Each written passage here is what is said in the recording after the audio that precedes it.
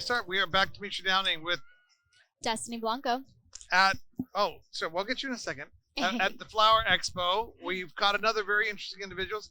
And of course, we are in Massachusetts. So while we are in certain states, we do try to get the breakdown of how they work and get you some valuable information about how the licensing structure is at this current moment in history and what's happening here. So we grabbed a really cool guy who we met on the street here, because everybody's on the street. It sounds bad, but we're all on the street here.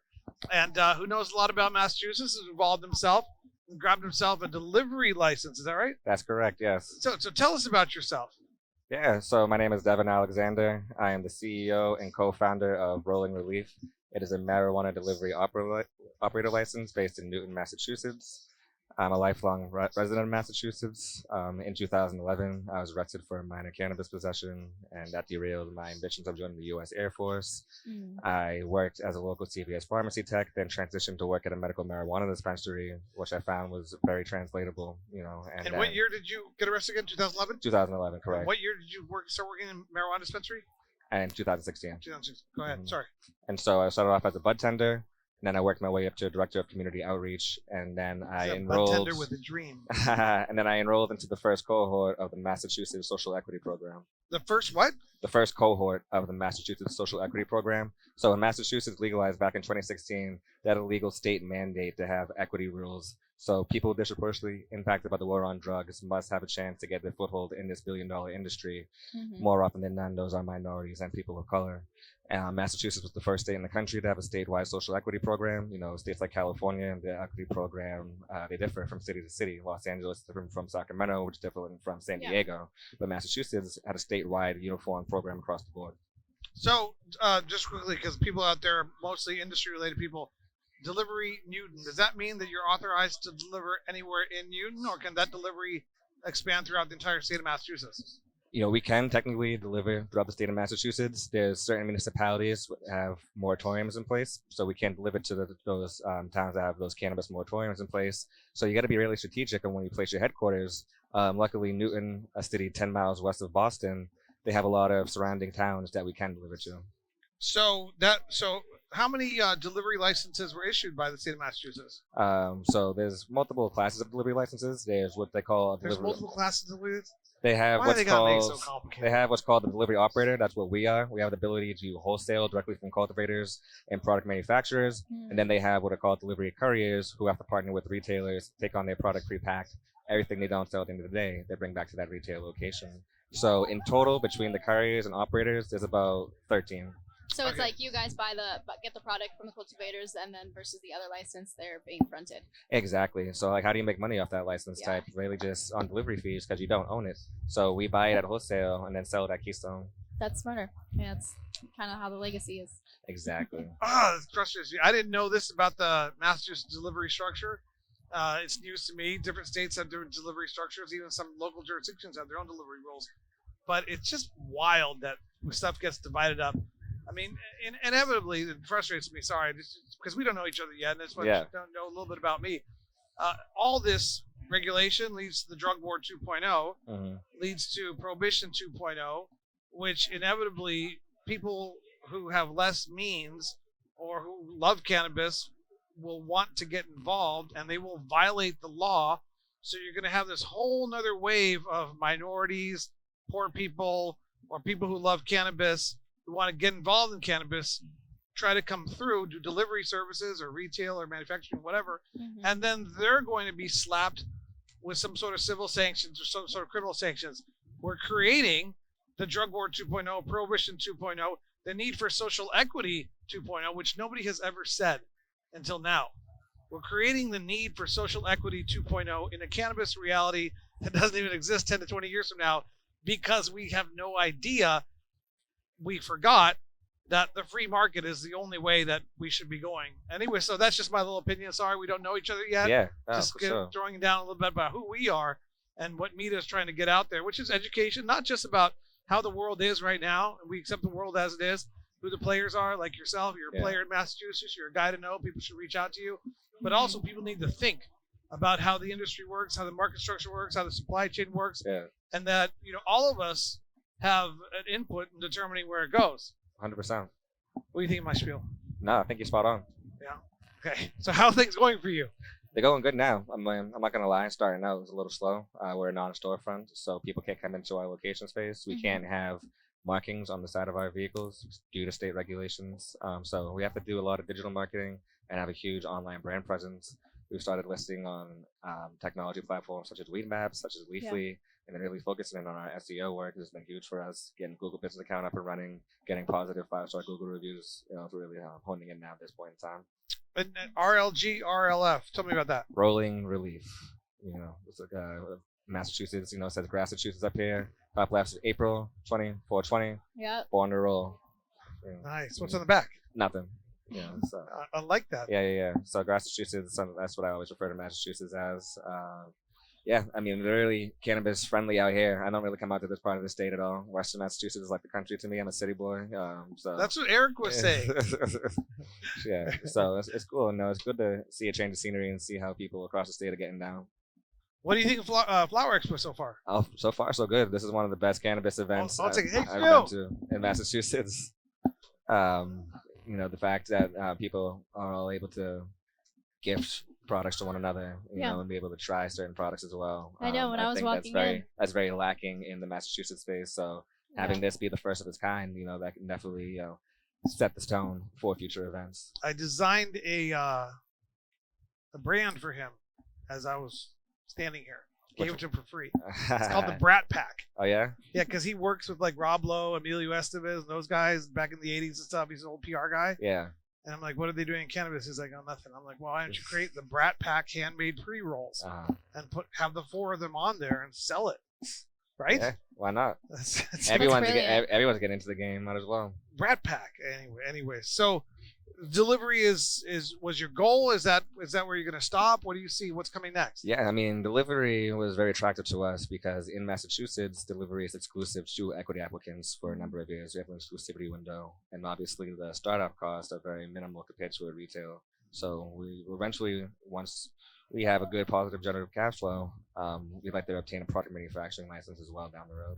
So all delivery was exclusive to social equity applicants. That's correct. Yes, that was a very important law. And Once once the license comes out for social consumption, it's going to be in the same boat as well. So all social consumption licenses will be exclusive to equity applicants, where the equity applicant cannot own less than 51% of the company. See, these laws fascinate me. They're absolutely fascinating. But just we have an experience with our social equity. Is there a limit on the number of social equity delivery licenses? For one person? In general? In general, no. They haven't. Not yet. They haven't. Okay. There's no limit. They're just about to start the 4th cohort of the program very soon. How is the process? Do you apply an application? They draw his blood. Yeah. No, I got cut off my little pinky toe. Yeah. Yes. Yeah. No, you had to prove that you lived in a disproportionately impacted area for 5 of the last 10 years, or you yourself, your spouse, or the child of someone who was convicted of a cannabis crime. So I went down to my city hall and had them write a letter saying that I lived where I lived basically my entire life. So living where I lived, that was how I got into the program. But it's funny because everything that I learned in the program had nothing to do with delivery, because the delivery regulations were not released until a month after I finished the program. Right. So I finished in April, and then they came out in May, literally right after. Right so on time. the regulations were our textbook, right? So what did they teach you in the program? Retail, manufacturing? They taught us, the application process, municipal rules and the state rules. I had no idea what a municipality was before I started that program. I just call it a city or town. I could be fancy about it.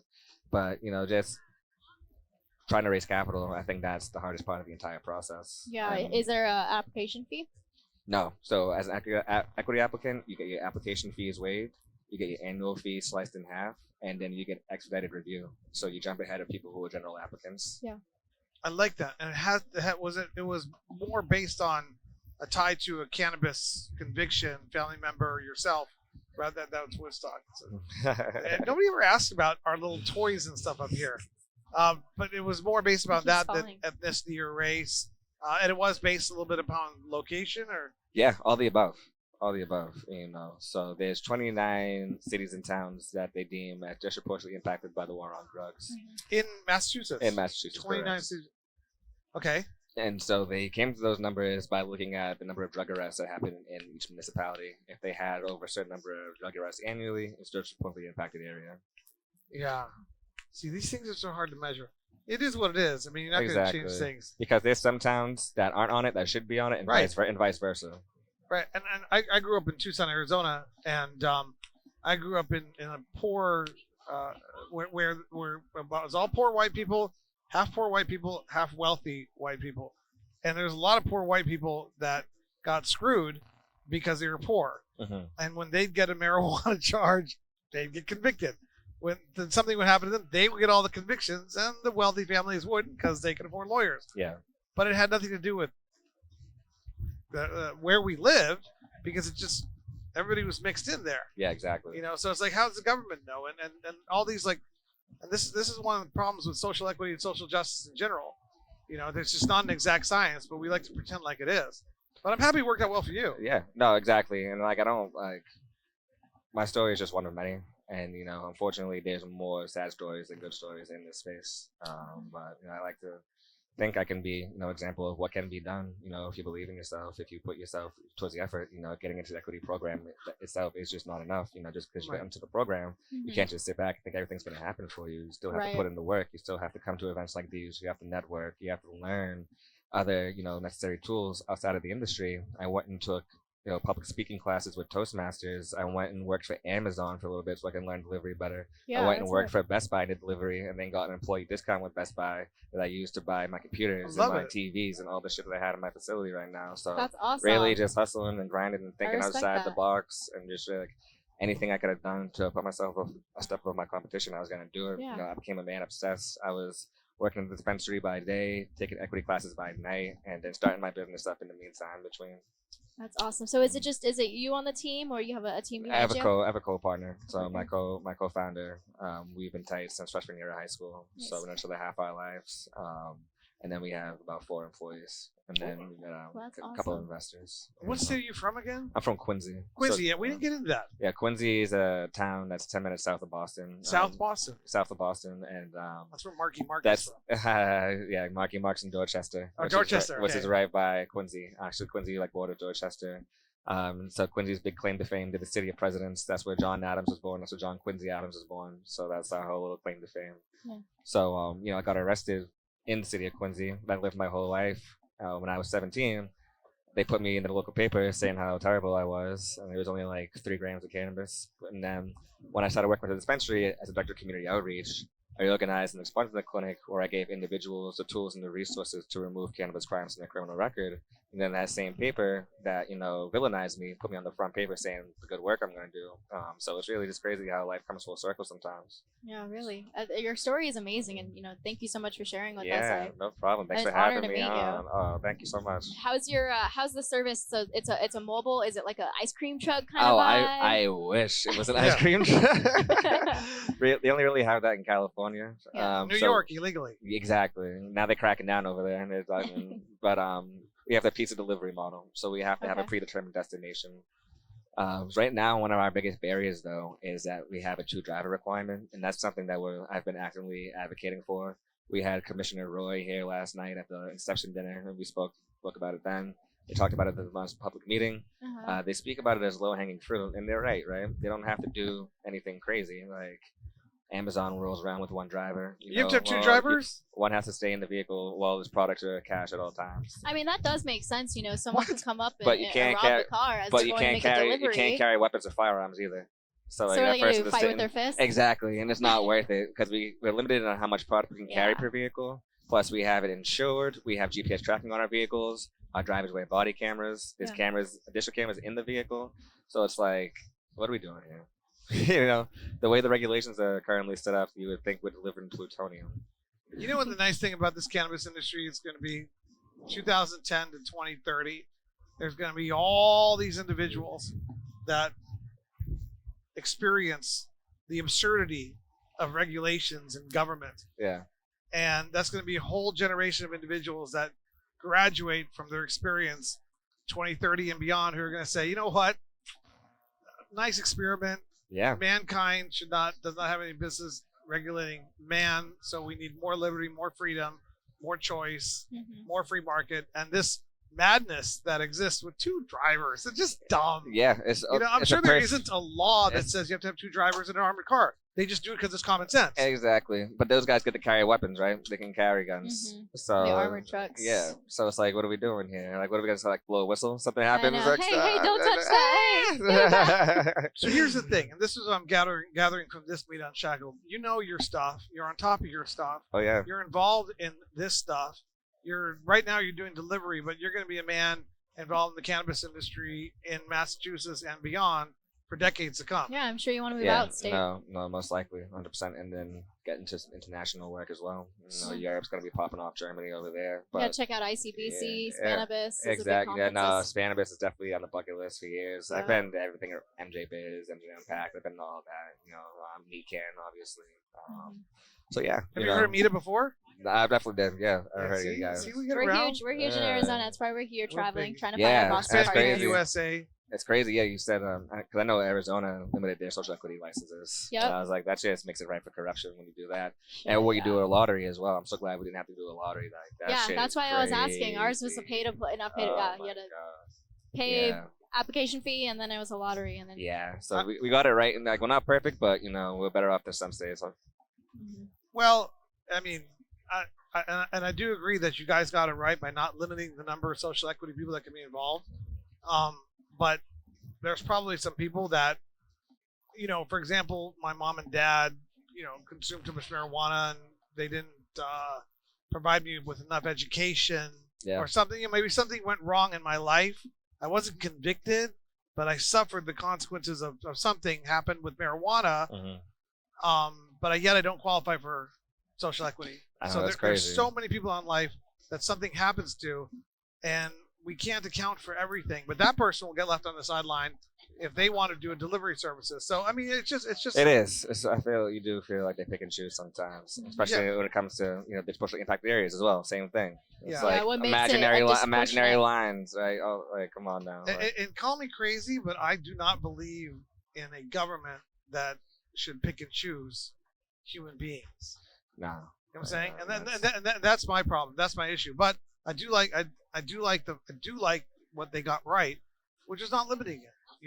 But I mean, when we went to the whole social equity thing in Arizona, like, well, can't you just self-identify? Right. I'm self-identified as social equity. Yeah.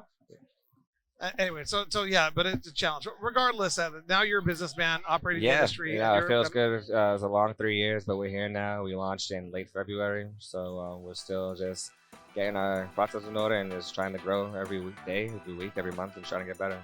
Yeah. What's next? What's next for you guys? I mean, Take, here in Boston. take over the world. There you go. No, the state. Yeah, no, that's what the name of the game. Not even Donald Trump said that. The name of the game with delivery is population density. So Boston is the densest populated area in New England. So if anything, we're doing a hyper focus on the greater Boston area. Well, we really enjoyed introducing you to the audience out there, and I encourage people to reach out to you. I can tell by the way that you had to sharpen your teeth and your knowledge on the Massachusetts industry, the regulations, the licensing, and how things are here, that regardless of what people are interested in, if they want to know more about the Massachusetts market, get involved with somebody who's committed, intelligent, capable, that would be you. Thank you, appreciate it, man. It means a lot. And that's a really good thing, and that's one of the reasons why we have Meat Unshackled, why we create this database. There's another word for it, like archives or something, Yeah, of people in the American cannabis industry. Archives. Devin, thank you. It was a pleasure meeting yeah, you. yeah. Likewise. Thank you Thanks so for having me. Appreciate you. We'll put the contact information right here. Somehow like that. Thank you so much for tuning in, and that was another episode of Meet Unshackled. I love the way she closes the